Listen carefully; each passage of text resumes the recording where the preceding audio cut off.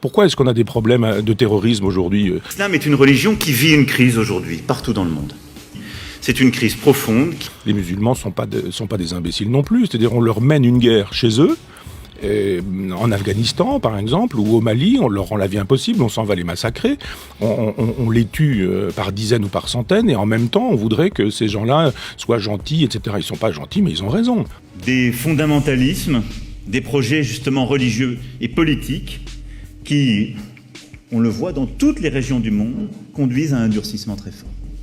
Y compris dans des pays où l'islam est la religion majoritaire. Autant je suis sur une lutte athée en disant que l'islam ne me convient pas, autant que l'islam est dangereux. Mais autant je trouve que sur le terrain politique, il n'y a aucune raison pour qu'on aille faire la loi chez les autres. Pourquoi est-ce qu'on fait la loi au Mali et pourquoi est-ce qu'on ne la fait pas à Cuba ? Ou pourquoi est-ce qu'on ne la fait pas en Chine ? Si vraiment les droits de l'homme nous intéressent, pourquoi est-ce qu'on est spécifiquement au Mali et pas dans des endroits où les droits de l'homme sont bafoués partout ? Alors, moi, je trouve normal qu'au Mali, où il m'est arrivé d'aller, la politique puisse exister. Une politique parce que faite par nous les défendons Maliens. d'autres valeurs que les valeurs défendues par les djihadistes du Sahara. Oui, mais ils sont chez eux.